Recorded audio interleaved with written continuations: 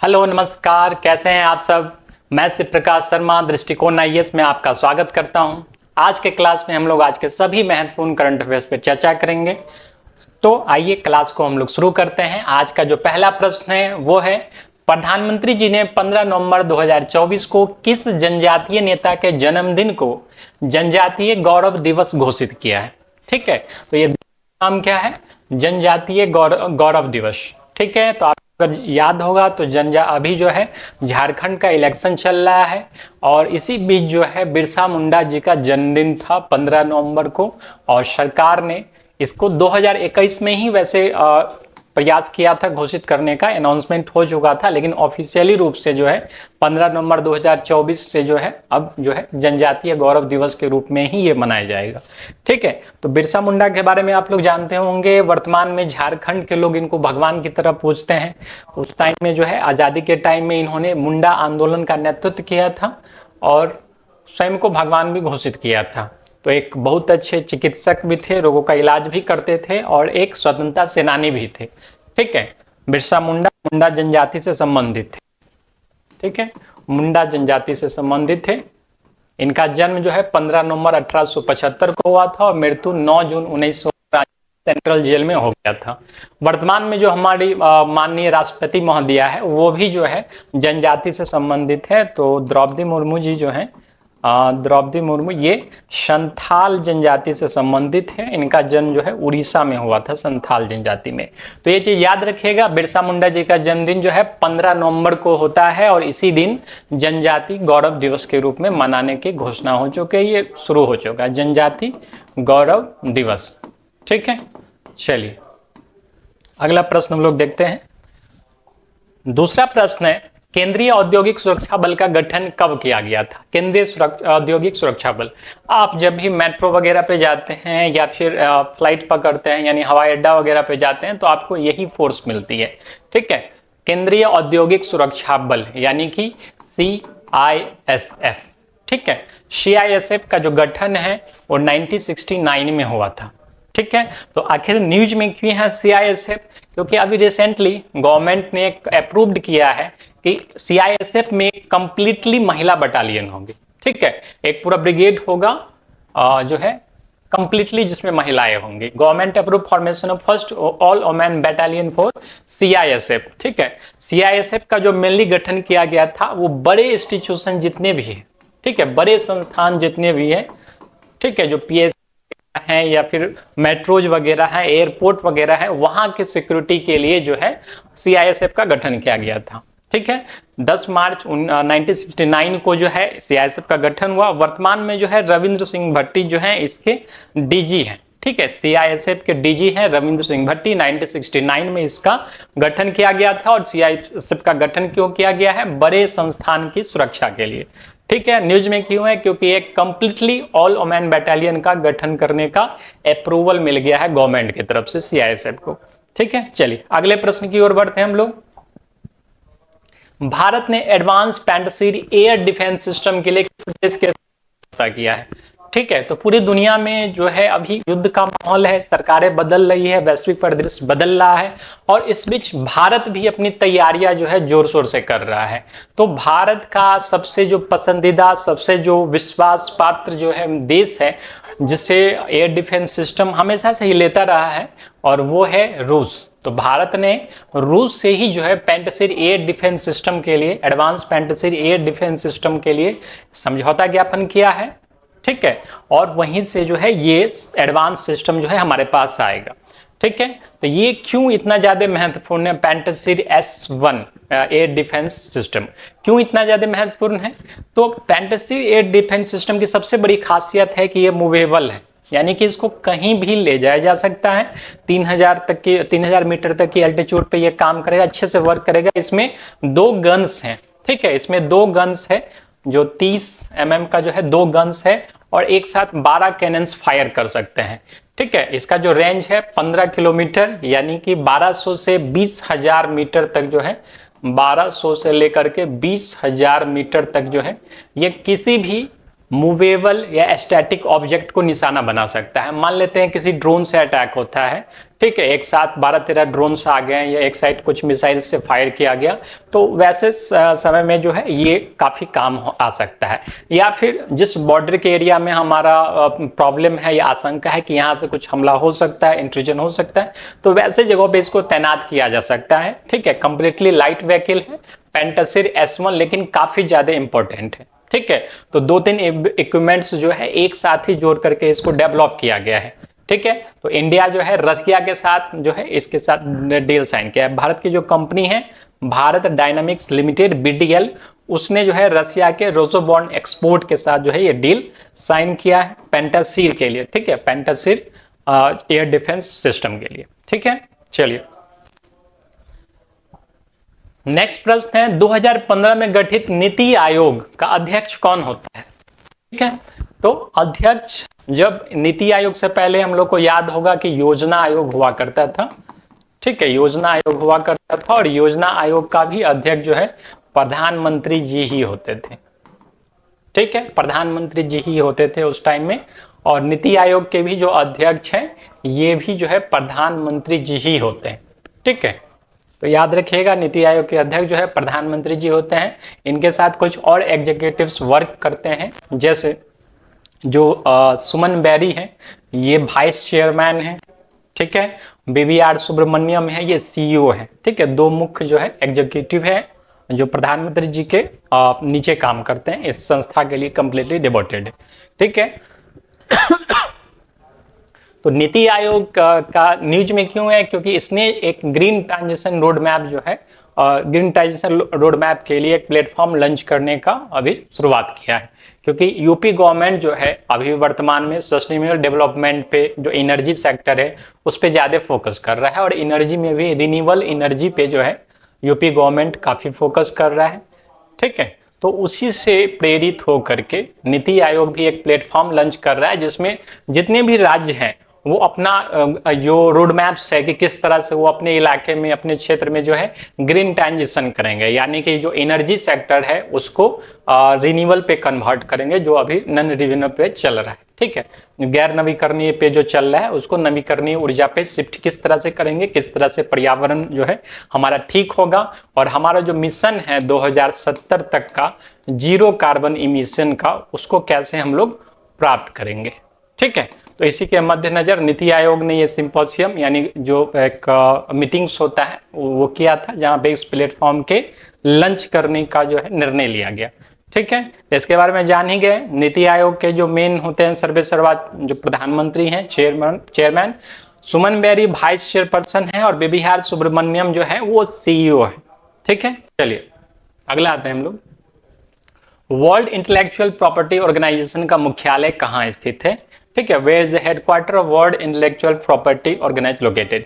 ठीक है, तो मेनली पहले इसके बारे में थोड़ा सा जान लेते हैं। विपो, ठीक है, इसका मेन काम क्या है कि यदि कोई साइंटिस्ट है कुछ डिस्कवर कर रहा है, इंडिया में कुछ डिस्कवर कर रहा है, तो मे बी कि अमेरिका में उसका वो जो टेक्निक्स है, वो टेक्नोलॉजी है, वो कॉपी करके यूज कर सकता है। ठीक है, अमेरिका में कोई कुछ लंच हो रहा है, कोई इंजन लंच हो रहा है, या कुछ इस टाइप का डिस्कवर हो रहा है, तो उसको जो है कॉपी किया जा सकता है रसिया में। तो इसी सब के रोकथाम के लिए जो है एक अंतर्राष्ट्रीय संस्था वर्क करती है जिसका नाम है विपो, वर्ल्ड इंटेलेक्चुअल प्रॉपर्टी ऑर्गेनाइजेशन। ठीक है, जो भी साइंटिस्ट है, जो भी अपना कुछ रिसर्च किए हुए हैं, वहां पे इनको पेटेंट करवाना होता है, बताना होता है कि हमने ये रिसर्च किया है, उसका वेरिफिकेशन होता है, और उस व्यक्ति को उसका वहां पे रजिस्टर्ड होता है। अब कोई भी आदमी अगर सेम टेक्नोलॉजी को यूज करता है, तो इस टाइम पीरियड के लिए जिसने अपना वो पेटेंट करवाया है उसको एक अमाउंट देना पड़ता है। ठीक है, रॉयल्टी टाइप का। तो इसी काम के लिए ये संस्था वर्क करती है, वर्ल्ड इंटेलेक्चुअल प्रॉपर्टी ऑर्गेनाइजेशन। ठीक है, इसका जो हेडक्वार्टर है वो जेनेवा स्विट्जरलैंड में है, और ये पार्टिकुलरली इसी चीज के लिए न्यूज में क्यों आ गया ये, क्योंकि इसने एक रिपोर्ट जारी किया है। ठीक, इस रिपोर्ट का नाम है ग्लोबल ट्रेंड्स है, वर्ल्ड इंटेलेक्चुअल प्रॉपर्टी इंडिकेटर, हर साल जारी करता है, और इस रिपोर्ट के अनुसार जो है इंडिया टॉप 10 कंट्री में है। ठीक है, टॉप 10 में है। 10 ऐसे कंट्री है दुनिया के जिसमें भारत भी आता है जहां सबसे ज्यादा पेटेंट रजिस्टर्ड हो रहे हैं। ठीक है, यानी कि इंडिया का जो इकोसिस्टम है वो कंप्लीटली अब साइंटिफिक हो रहा है, धीरे धीरे वहां पे रिसर्च एंड डेवलपमेंट को बढ़ाया जा रहा है। ठीक है, पहले भी होता था, ऐसा नहीं कि पहले नहीं होता था, लेकिन जो सरकार बदली है 2014 के बाद इसमें काफी तीव्र प्रगति हुई है। ठीक है, तो विपो का काम समझ लिए हम लोग, जो जितना भी टेक्नोलॉजी है उसका रजिस्ट्रेशन वगैरह। ठीक है, जो भी इंटेलेक्चुअल प्रॉपर्टी का मतलब होता है बौद्धिक संपदा, मतलब आपके दिमाग से जो उपजा हुआ टेक्नोलॉजी है, जो रिसर्च है, उसको आप कहाँ पे रजिस्टर करवाएंगे। एक आदमी तो हो, एक इंस्टीट्यूशन तो हो सर्वे सर्वा जो उस चीज को कंट्रोल करे। ठीक है, उसके मिसयूज को रोके। ठीक है, तो इसका हेडक्वार्टर जेनेवा स्विट्जरलैंड में है। फाउंडेशन इसका हुआ था 14 जुलाई 1966 को। डैरेन टैंग जो है अभी वर्तमान में इसके हेड है। ठीक, चलिए नेक्स्ट हम लोग आते हैं, भारत का पहला एटीएम किस बैंक के द्वारा शुरू किया गया था। ठीक है, तो एटीएम के बारे में जानते होंगे हम लोग। भारत का पहला एटीएम जो था वो HSBC बैंक के द्वारा जारी किया गया था। पहला भारत में लगाया गया, बॉम्बे में लगाया गया था, मुंबई में लगाया गया इस एटीएम को HSBC के द्वारा। ICICI बैंक का भी एक नाम है, लेकिन पहला जो है एक छोटा एटीएम लगाया गया था, मोबाइल एटीएम। इसके बाद HSBC के कई सालों के बाद ICICI बैंक के द्वारा मोबाइल एटीएम लगाया गया। ठीक है, तो पहला एटीएम अगर पूछता है तो HSBC बैंक हो जाएगा, उसके द्वारा पहला एटीएम लगाया गया था।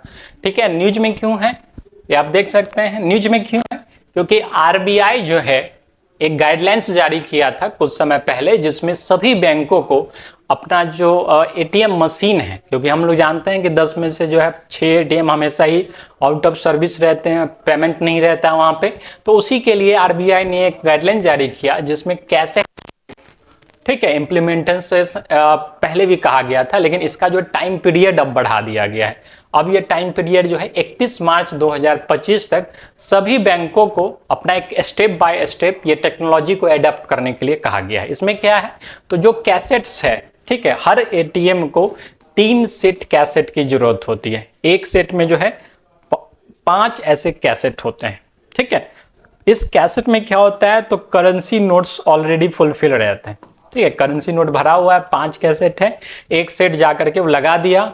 ठीक है, तो 3 सेट की रखने के लिए क्यों बोला गया, तो एक सेट लगा हुआ है, एक ट्रांजिट में है मतलब रास्ते में है, और एक बैंक में ऑलरेडी कंप्लीटेड है कि कभी भी आवश्यकता पड़े तो तुरंत उसको पहुंचाया जा सके। ठीक है, तो 3 सेट जो है कैसेट स्वाइप सिस्टम ये लगाने के लिए 31 मार्च 2025 तक जो है इस आदेश को फुलफिल करने का टाइम दिया गया है।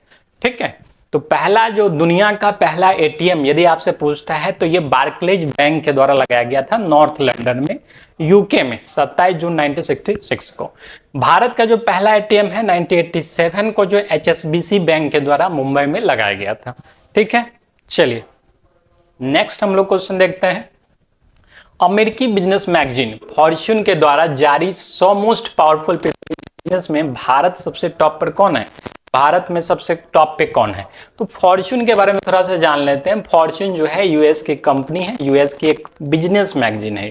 ठीक है, बिजनेस से रिलेटेड जो है चीजें खबरें छापती है। कभी ये छापेगी world top richest person, world top 10 richest person, world top powerful person. तो बिजनेस रिसर्च बेस्ड जो है ये एक मैगजीन है जो अपना रिसर्च बेस्ड पे अपना पब्लिश करती है, और इसी मैगजीन के द्वारा 100 मोस्ट पावरफुल पीपल का एक लिस्ट जारी किया गया है। इस लिस्ट में भारत की अगर बात करें तो भारत में मुकेश अंबानी जी जो है टॉप पे है। ठीक है, नंबर 1 है। ऑल ओवर वर्ल्ड में जो है इनका रैंकिंग 12वां है। ठीक है, भारत में टॉप पे है, लेकिन वर्ल्ड लेवल पे देखा जाए तो 12वें रैंक पे है इस मैगजीन के मुताबिक। ठीक है, जानते ही हैं ये मुकेश अंबानी जी हैं जो रिलायंस के ये हैं, रिलायंस के सर्वे सर्वा हैं।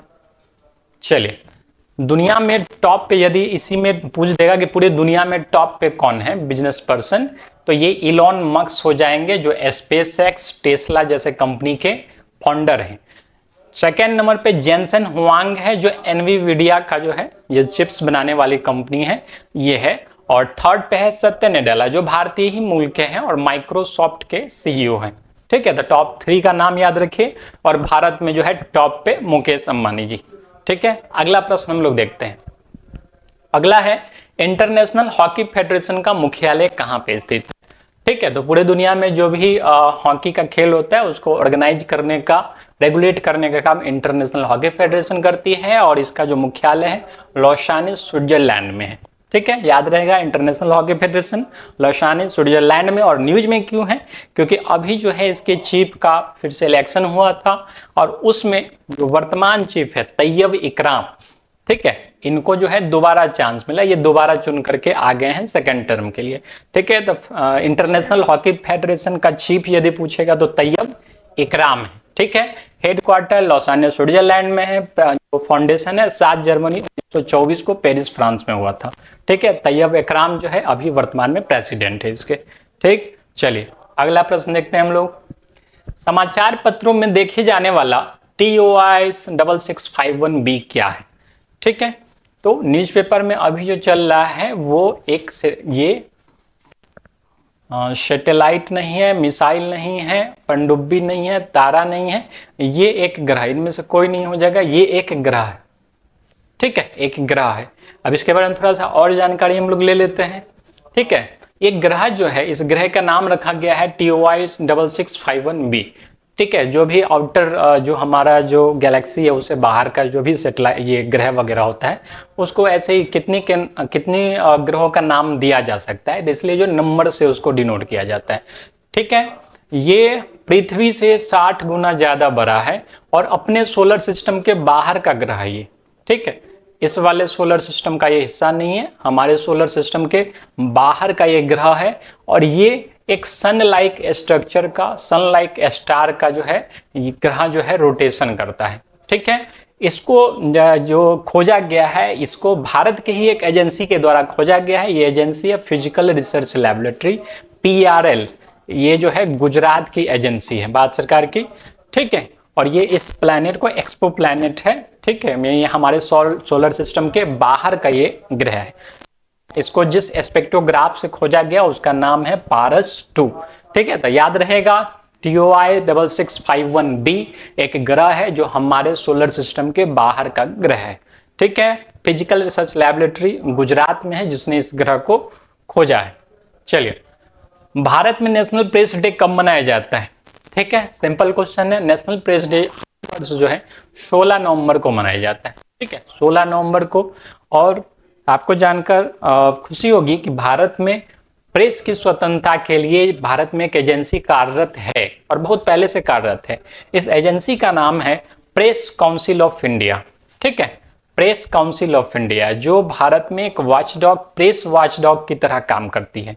ठीक है, मतलब भारत जैसे एक बड़े लोकतंत्र में एक निष्पक्ष जो है प्रेस रहे, उसको लेकर के ये काम करती है। और जिस तरह की बातें मीडिया में आती है कि प्रेस को वो मैनेज किया जाता है, मैनेज किया जा सकता है, तो आज के टाइम में तो ये बिल्कुल मुमकिन नहीं है, क्योंकि बहुत सारे मीडिया हाउसेज है, आप कितने लोगों को कौन मैनेज कर सकता है। यूट्यूब से, फेसबुक के बहुत सारे सोशल नेटवर्किंग साइट है जो 20 साल पहले नहीं हुआ करते थे।